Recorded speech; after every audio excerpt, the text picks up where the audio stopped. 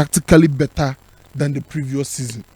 In the 2024-2025 season, na Arsenal tactics to me na a improved version from the 2023-2024 season. The entire American is a improved version is a coach a friend Mikel Arteta and the fluidity eka Arsenal game now. And we saw a lot of movement in Arsenal in terms of say omo ekurabono no omo bobono e dia ko manima.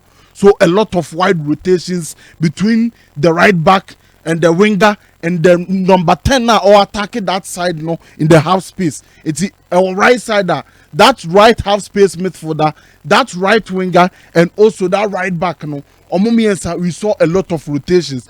Our left and so we saw the same rotations. We saw midfielders almost dropping from high to low. It was more half space in him, particularly Odegaard. Almost were dropping na Obanechi no before for attacking that space. It makes us almost tactically better than the previous season in terms of the fluidity. Because all the fluidity cow game am unpredictable. Because of those subtle movements now, and now also our fold no so no. But boss player oman to me any league Adia bakwa na Arsenal pa omo a wide progression na omo per wide progression no more central progression. So we saw say Arsenal bobo omo person omo bubu block through the wider areas rather than the central areas, because Makacho the central areas and why a riskier. Because Obobo no kema transitions near far dangerous than such transitions are a few wide areas. It is an Arsenal jibona and tantanwa and anana omobobo no edifa. It is now share Arsenal for almost side and normally attack here.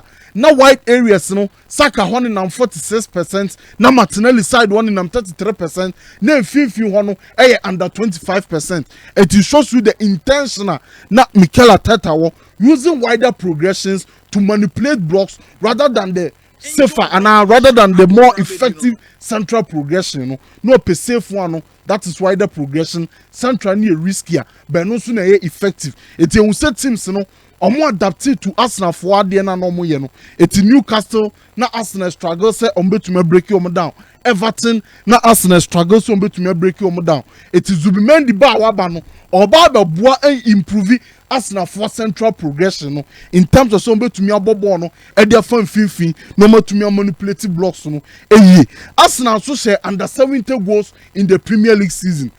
Almost striker can have it 9 goals.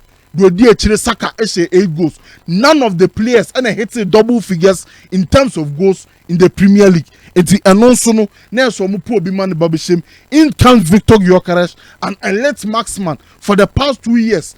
Your friend a batsman or no go no obogu musa or no aba boss player or no baba bois in terms of goal scoring and enra odi omo lineup no etuja o fa senkabenya lineup no atoswa na ya hwe lineup no boss player the strengths and the weaknesses of that lineup near focus on enwoma bi and a question sir eba say can Kai Havertz and Gyökeres coexist in the same lineup no ya hwe kwan omu mienu ebetumi coexist in the same lineup etumi abotima your friend Arsenal Football Club lineup no so no near Madueke our left wing boss player when na me concern ba kwa na no awian me kan wasem say Madueke as a left winger no ehwo no enya ne natural position because Madueke right wing no ehwo pa na ho de no it's left wing no enya ne natural position, but the most concerning thing about Madueke obo left wing no 05 my first image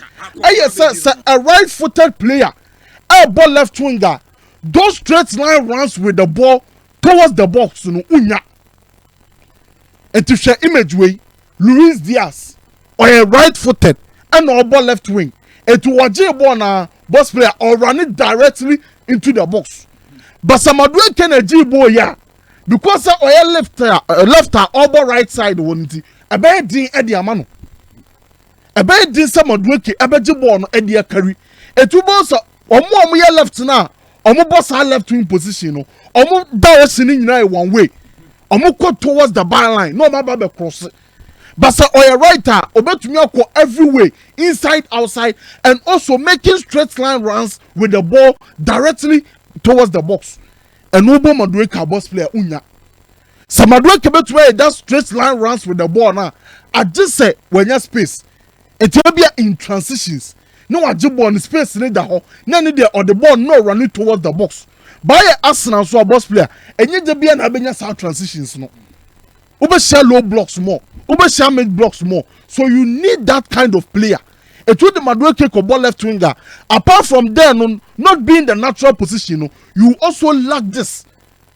The ability so about driving with the ball. That straight line runs towards the box, you know, so boss player unya. And near one issue. Now the second issue, boss player say Arsenal, a ball no final third. No ball ne echo do wingers no wa mostly omunya runs. Sabon ne ebedru wingers no wa wingers ne enya any supporting run. And particularly on the right side, baby a Saka any Odegaard a bobo no. A hopa na sa problem we ewo. Now teams ni bebre who say Saka is the most dangerous man in attack for team a friend Arsenal. It is a Saka jibo omunta isolating in a 1v1, they be ombe double up. It is against PSG. Omunim so nya Nuno Mendes 1v1 obeha no.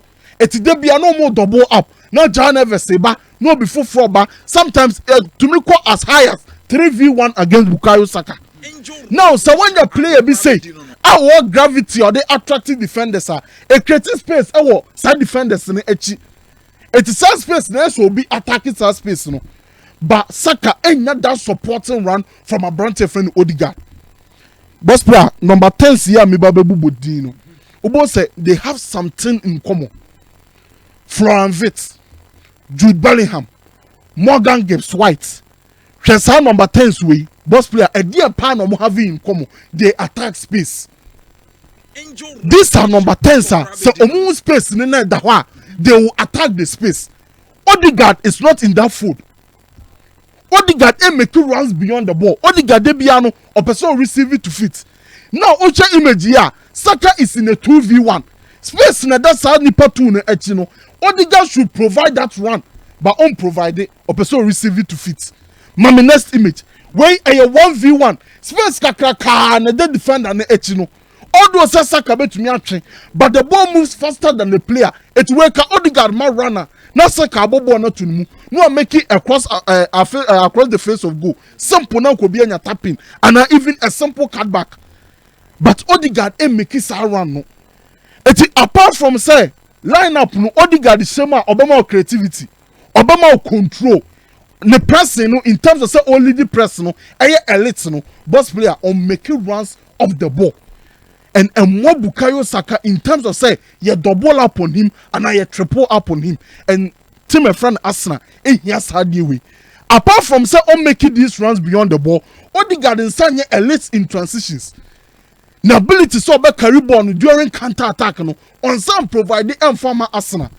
It these are concerns I think say Arsenal for no some person who win title now they should address it. It Odegaard no Mikel Arteta instructs no. Say on moving beyond the ball more, on running on attacking space more. Say they be able to make easy the pressure on a brother friend Bukayo Saka. It is a lineup on there. A Zubimendi right base no, a top notch. Control, progression, you have it there. Off the ball, you have it there. Mouse Lewis Kelly, so even though invert here or to me carry through the central areas. Timber very good in 1v1s. Saliba and a brother friend Gabriel. Omo partnership no kwado maye and they are excellent also in terms of defending the wide areas and also ombe to me the amount. Saka good in isolation, gravity carrying Bibia or the Bemau, but number 10 hono a one-footed player on more in transition, player so on more in terms of say all running, and Madueke so on a ball left winger, player so on more their straight lines run with the ball towards the box and also boss player ebe how and so Gyökeres and ebe then what dia boss player be improve it your friend Arsenal. But so person what kind have it any Gyökeres ebuma boss player also sacrificing one player and that one player be sacrificing no Martin Odegaard. Now so one sacrificing Odegaard you have to sacrifice one of your pivot that is Zubimendi or Rice and here Arsenal for no able to me align it up. Arsenal structures no 4-2-4 from goal kick, 3-2-5 in settled attack or 2-3-5 in settled attack. And Arsenal normally you see them using these three structures. 4-2-4 no from goal kick. 3-2-5 no inserted attack. Time omebe jina park ni mfimfina omo hihye ball no ede ba no. And a 2-3-5 in terms of so omedru final third no. Say be betumi occupy the three channels, central channels no. Na untumi amo counter attack. These are the three structures uta hu say Mikel Arteta eta use. Now 4-2-4 no. The moment Arsenal be use bia e more resource. So Arsenal imagine say almost switch from the 3-2-5 2-3-5 I use 4-2-4 pe e more resource. Now 4-2-4 no yen hwe say structure na esitie. Sas Fabregas say it is a compact structure. DT na compact structure. The distance between pivot and center backs and what? Distance between pivot and fullback and what? Distance between center back and fullback and what? And in terms of ball progression, ball circulation, it is top notch. Among two wide triangles, those two wide triangles, you know, between a center back, a pivot, and a fullback. Nipa three. To me, my passing options, not to me they a progressive ball. No. But the most important thing about the 4-2-4, no, 05 connect image, mommy, you are able to attract the center backs. Et nipa two na e 4 no so no. To me attract opponents in the center backs. Ahana problem ni nyina ho. Ahana we use 4-2-4 na a huge advantage. Et 05 mami next images no near. Arsenal use this same 4-2-4 and it's Liverpool 3-1 at the Emirates Stadium last 2 seasons. A boy Arsenal ye. So some 2 players no more attractive center backs no. Omo just say omo drop it deeper. Emma Arsenal a central overload because about for me a box midfield with a pivot. It is our box midfield ne e nipa 4 and a 150 I'm bet to me a progressive ball. Now a pose a question to the center backs. You follow nipa 2 no ma dropping no. Ana yenka. So one follow now obey free. Who follow no so e be create a huge space in the back line. And that huge space no or wingers no able to me use that space no. And no na sa 4-2-4 no. Say Arsenal use be a de boa omo. E to check image na da Facebook na. Hwe Kai Havertz, Odegaard, omna split strikers no. Omo drop it deep. And omni Jorginho no Rice a form a box midfield. Eti omo that central overload no. But omo drop it deep no. Omo say be free. It is a Van Dijk no kunata and follow omo pe. Ombaba be free man no magic. So Van Dijk no kunata follow omo pe. Boss player, it will create a huge space in the back line for the wingers to exploit. It's my next image in the that match, no, me imagine some follow me, no. It creates huge space. Of my next image, space kakraka and that back line, no. Because of center backs, no, I follow me. So Obo Havertz and now Bog Gyökeres Boma, boss player to me is how you know we am. Because Omumi no, they are very good in terms of dropping deep. I'm dropping the pombe to me adia down. I'm dropping the pombe to me about so pass no. No man attack his space because no I'm attack his space pa. It has say Havertz and Gyökeres elbow boom no are possible. They can go with the 4-2-4. No man you suit Gyökeres and Havertz as the 2 split strikers. No one bench Odegaard. And now say you bench one of Zubimendi and Abrache friend Declan Rice. Now the Odegaard mom about the double pivot in him.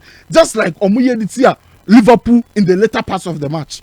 It has said for Gyökeres and Havertz they can coexist, but for Arsenal to improve, no, I think they need a right-footed centre back and also a different number 10 profile to the Odegaard at the moment. So they be a boss player, able to me abuomo, but for more centre backs, for more pivot, what they, I think say it is top notch because Sawunya Saliba. Nanya Gabriel, no money Juana Calafiori, and Eba Beshaw, Mosquera and Eba Beshaw, boss player top notch. Calafiori bet me as our left back. Now, Sawa Branty, a friend with Timber, our right back, now Ben White and so right back. I think what the problem be in but attack no, and a boss player so muy improve. No munya left winger, a berechi eze Rodrigo type nibi, no mama show, into me more team. It boss player thing say, so much of take 4-2-4 me pay. Because Arsenal mo 4-2-4 ni be a bomb. 4-2-4 ni a perfect shape. Eso mo keep Kai Havertz. Omo keep Kai. Obetumi Gyökeres abo. Because omo no mu attack space. Unlike Odegaard na, oye too static. Tibasa Odegaard be free middle. Odegaard be free middle. Na akwa Martin Zubimendi. And Declan Rice. And two person say Odegaard you bench one of the two. one of the Zubimendi or Rice. Na to me abo. Difficult. Juma na no den. Bench. Odegaard. Yes. And I see be a Rice and Zubimendi na Oban. Yes. Because I train the enka no she. Anoche. Ni mo hono na with the 3 o maintain it 3 na. Say obetimi abo Joe Crash no as a leading striker no bench Kai have. Our bench Kai have. Sanke no nya problem. And no nya problem. And no cry. And no sano. You can use the same 4-2-4 with Odegaard and Gyökeres as the 2 split strikers. And now say Ubeko with 3-2-5 or 2-3-5. Okay. It's Odegaard will stay in the right half space. My Abacha friend Declan Rice will push high to the left half space. Now Louis Kelly invert Abeka Zubimendi ho. Now I say pivot no. It will be to me maintain this idea no. But say Obo have it now. On no more different dimension to the Odegaard man or attacking space. Odegaard no on running into space sir, but Havertz never running into space. That is the profile between them two. Odegaard gives you more control, more creativity, but off the ball runs on farm mount in transitions on your elites in that regard. Inti ati say one problem na hard you know. And nothing I may analyze it from it no. Me say one the best number 10 e we no. Because CCA number 10 be a profile be a here on number 10 e wonimu. Off the ball, on the ball. Or the Ababe can Liverpool. It's a sense of Odegaard, yes, I tell more fino. A man, yes, I did. Now, it to me, what my friend Asana. Well, Meda governance, I'm on any coin, you know, the tactical.